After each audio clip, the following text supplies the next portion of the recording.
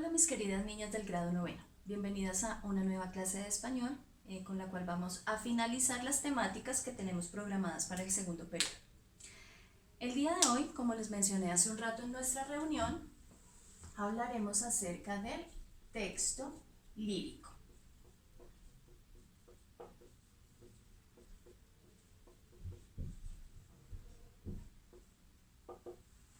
Bien, resulta que durante las 2 semanas anteriores estuvimos trabajando el texto expositivo y tengo que decirles que realmente las felicito. Leí todos los textos, a todas les envié sus observaciones, sus apreciaciones y hasta las felicitaciones que se merecen, porque realmente encontré textos muy interesantes, muy bonitos y muy bien hechos. Siguieron muy al pie de la letra las recomendaciones, la estructura, y eso se los aplaudo de verdad. Es muy bonito cuando nuestros textos son leídos por otras personas. Yo sé que a veces da un poquito de temor, hasta un poquito de pena, pero debemos ir soltando esa penita y arriesgándonos a que los demás conozcan esas habilidades que tenemos para escribir. Entonces, de verdad que las felicito. Y ya entrando en materia, vamos a definir lo que es un texto lírico. Resulta que este tipo de texto ya no nos está contando una historia, no nos está explicando un tema, tampoco nos está argumentando una idea, una postura o una opinión, sino que está expresando sentimientos y emociones.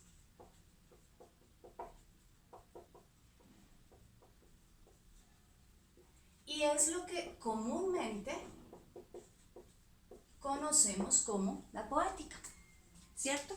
Entonces los poemas, los sonetos, las canciones, las rimas, muchas coplas, hacen parte de este tipo de texto, ¿sí?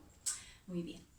Y este texto tiene algunas características que son muy especiales y muy específicas también, que lo diferencian de otros tipos de textos. Por ejemplo, la primera característica importante que debemos recordar es que el texto lírico está escrito en verso.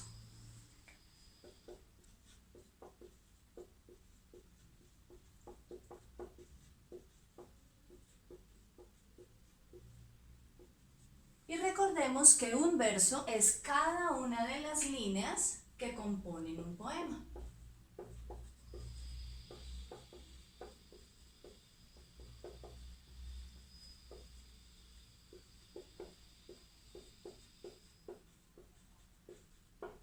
Muy bien. Resulta que cuando hablábamos del romanticismo, mencionábamos que se empleaba el verso libre. Independientemente de que estemos hablando del verso libre o que nos estemos apegando a una métrica estricta, debemos tener en cuenta la versificación. Es decir, no vamos a emplear nuestra hoja de margen a margen, porque estaríamos convirtiéndolo en un texto en prosa.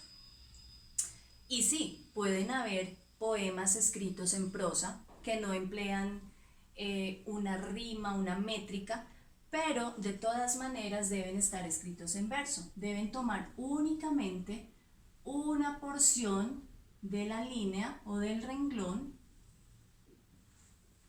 porque esto le va a dar igualmente ese tono de musicalidad y un ritmo especial que lo va a diferenciar de los demás textos.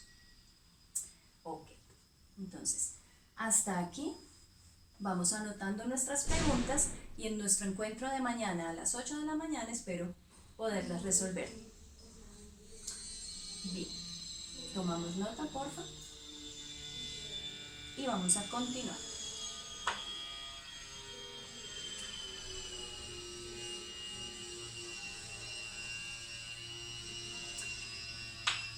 Resulta que cuando hablamos de los versos vamos a encontrar dos clases especiales. La primera son los versos de arte menor,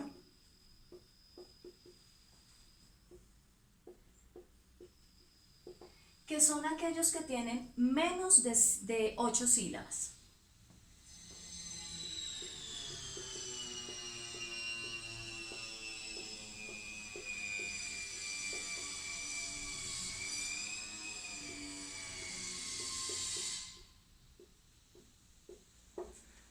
Y encontramos también los versos de arte mayor.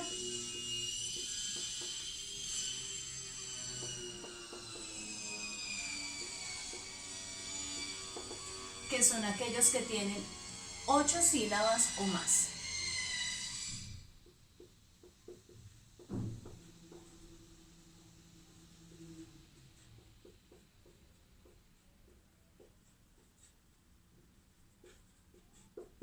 Entonces, aquí empezamos a denominar nuestros versos de acuerdo al número de sílabas que tienen. Entonces tenemos versos bisílabos, trisílabos, tetrasílabos, pentasílabos, hexasílabos y heptasílabos hasta 7 sílabas. Y de 8 en adelante los octosílabos, eneasílabos, decasílabos, endecasílabos, dodecasílabos, tridecasílabos y de 14 sílabas en adelante los vamos a conocer como versos alejandrinos. ¿Ok? Bien. Entonces, resulta que, repito, independientemente de que estemos hablando del verso libre y lo estemos empleando en nuestro poema, debemos tener en cuenta que no vamos a emplear la totalidad del renglón, sino solamente una porción en donde vamos a plantear idea por idea. ¿De acuerdo? Muy bien. Otra característica del texto lírico es que expresa totalmente la subjetividad del autor. Entonces, está escrito o expresado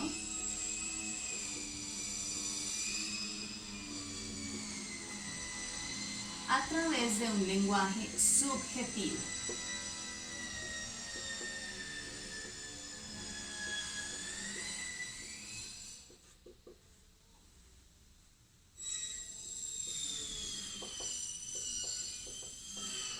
Y justo en este punto encontramos una diferencia radical con relación al texto expositivo. Recuerden que hablábamos que en el texto expositivo no se emplean ni los sentimientos, ni las emociones, ni las opiniones, sino que emplea un lenguaje completamente objetivo. Se menciona el hecho sin opinar y sin expresar qué nos hace sentir ese hecho. En este caso, el lenguaje es subjetivo. El lenguaje va desde el sentir, desde el sentimiento, desde la emoción. ¿Ok? Entonces, allí ya tenemos, digamos que el elemento y la característica más sobresaliente de este tipo de texto.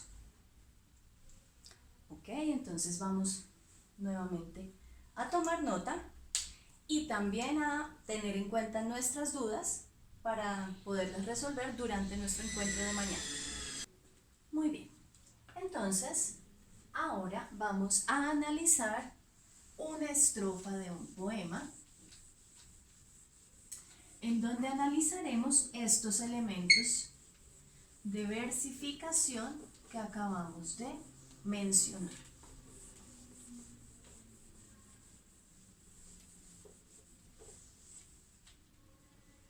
Muy bien. Entonces tenemos el siguiente fragmento de un poema titulado A Julia, del autor Gregorio Gutiérrez González. Entonces,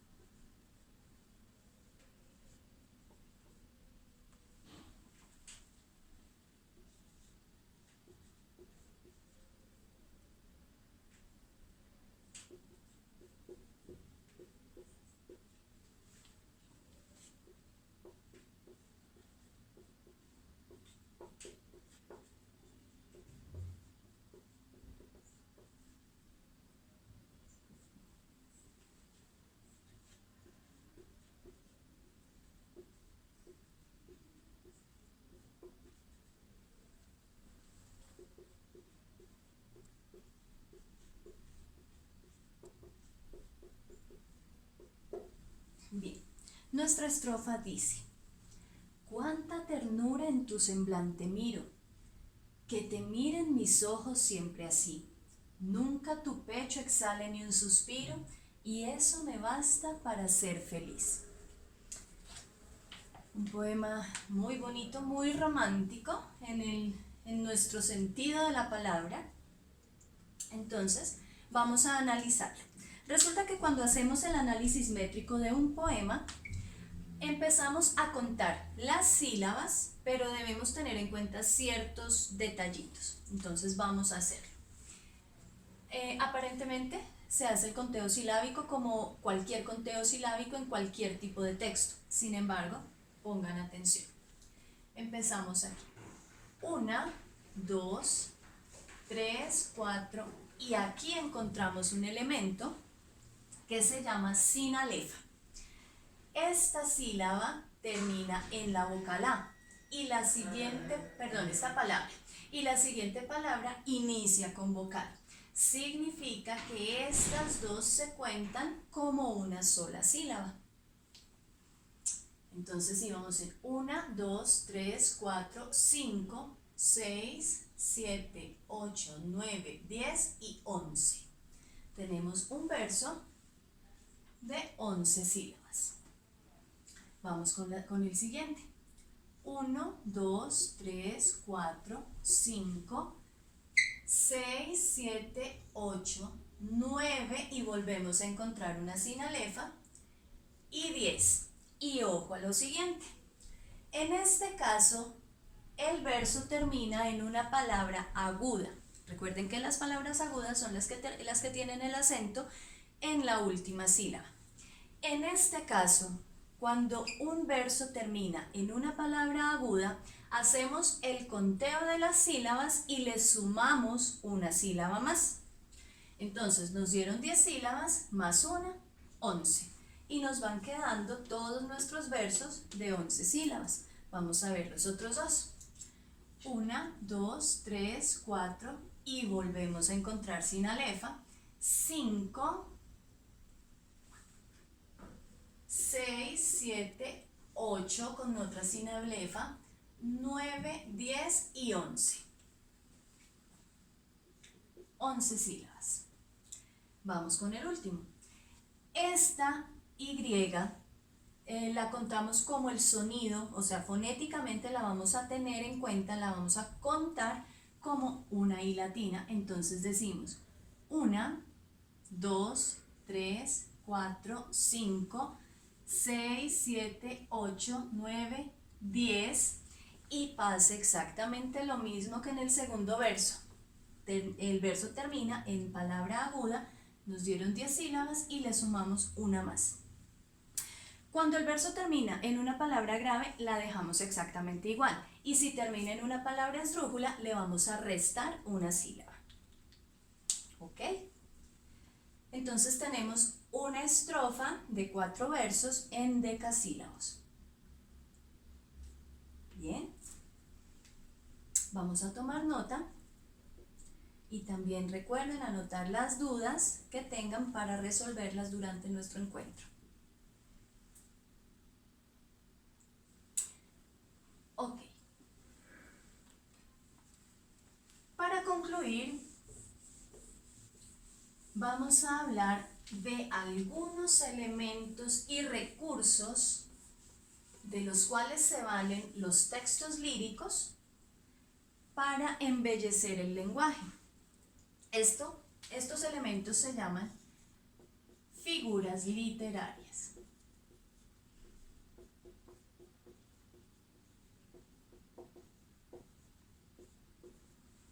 Bien. Dentro de las figuras literarias encontramos, por ejemplo, la metáfora.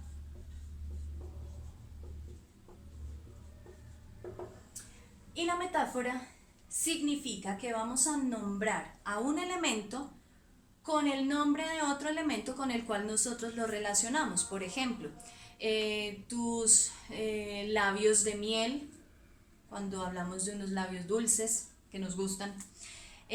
Cuando mencionamos, por ejemplo, tu cabellera de nieve, estamos hablando de un cabello blanco. Cuando hablamos, por ejemplo, tu cuerpo de guitarra, cuando les echan a ustedes así un piropo, un chico así bien simpático, entonces les está diciendo que tienen un cuerpo lindo. Esas son metáforas, ¿ok? Bien, entonces, nombrar a un elemento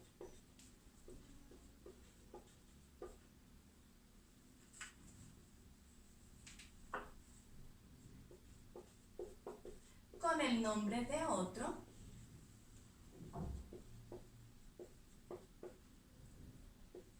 con el cual nosotros lo relacionamos o le hallamos alguna semejanza.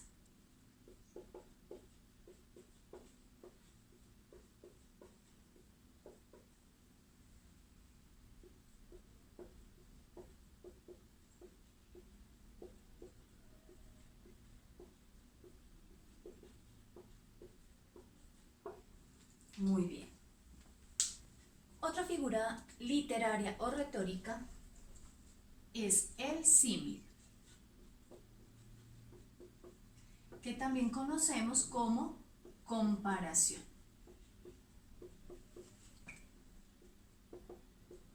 En este tipo de figura vamos a encontrar siempre palabras que indican comparación, como por ejemplo, como, semejante a,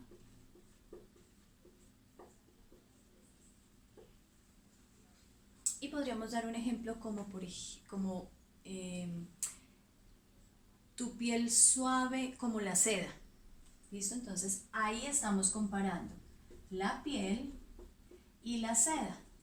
Entonces observen, en este caso estamos mencionando los dos elementos que estamos comparando, mientras que en la metáfora estamos nombrando a un elemento con el nombre de otro por la semejanza que encontramos en ellos. ¿Listo?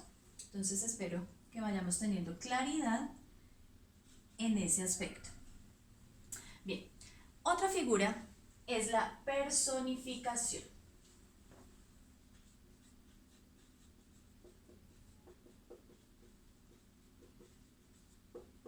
Y es una figura bastante conocida y utilizada incluso en contextos externos al lenguaje poético.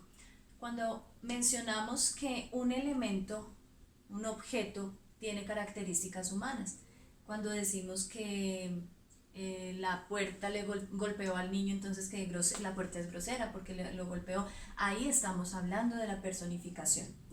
Cuando en un poema entonces decimos que la mar bravía, sabemos que la mar no tiene sentimientos, no se puede enojar, pero la estamos poniendo allí para dar un toque de fuerza dentro de nuestro poema.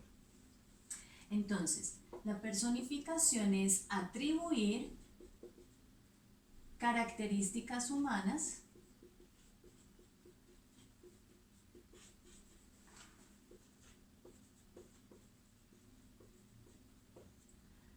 a objetos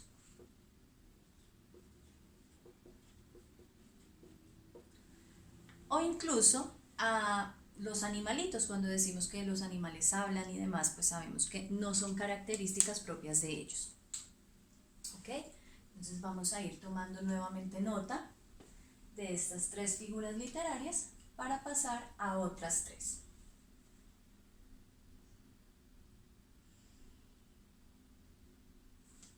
Ok, entonces vamos a hablar ahora de otra figura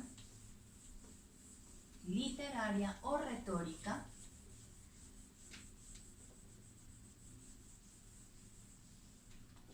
que recibe el nombre de hipérbaton.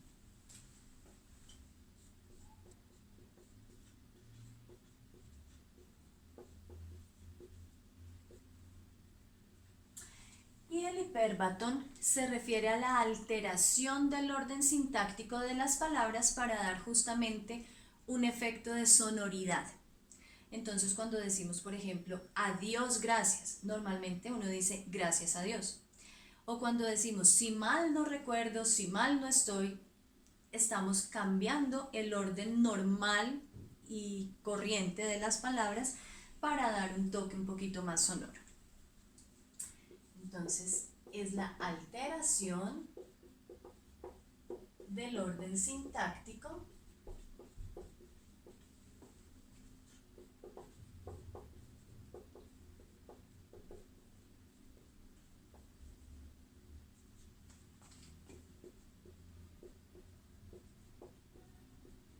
para dar un efecto sonoro.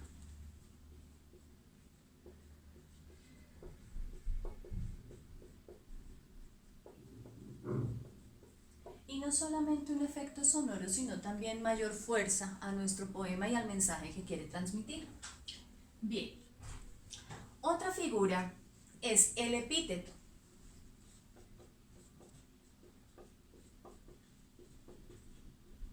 En el epíteto nos referimos al uso de adjetivos para calificar a un sustantivo. Entonces, cuando decimos la dulce espera, la tierna edad, los bellos ojos, ahí estamos hablando de epíteto. Entonces, el epíteto es el uso de adjetivos para calificar al sustantivo.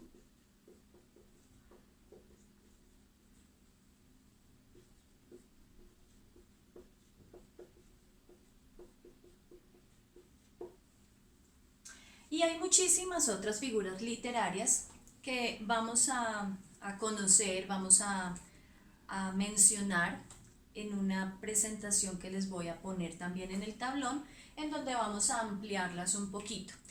Vamos a terminar esta clase con una última figura literaria, que es la aliteración. Y la aliteración se refiere a la repetición constante de un mismo sonido en un verso o en una estrofa. Entonces, por ejemplo, hay un poema muy bello, vamos a ver si ustedes me cuentan qué poema es, que dice: los suspiros se escapan de su boca de fresa. Ese poema es bastante conocido. Vamos a ver, cuando entremos a nuestra sesión, quién es la primera niña que me dice qué poema es y cómo sigue, cómo continúa. Entonces, aquí, en ese poema, estamos viendo la repetición y el uso constante de la S. Eso nos da un efecto bastante sonoro dentro de nuestro poema. Pues bien, mis niñas, entonces, definámoslo. Es la repetición de un sonido constante para dar entonces ahí sí ese efecto sonoro. Bien, entonces aquí hemos visto un panorama general de lo que es el texto lírico. Vamos a trabajarlo y a profundizarlo un poquito con la presentación que les voy a enviar, y adicionalmente vamos a desarrollar una actividad de nuestro libro de comprensión de lectura en la unidad del texto lírico. Entonces, espero que el tema haya quedado claro. Las dudas las resolveré durante nuestro encuentro y les deseo un lindo día.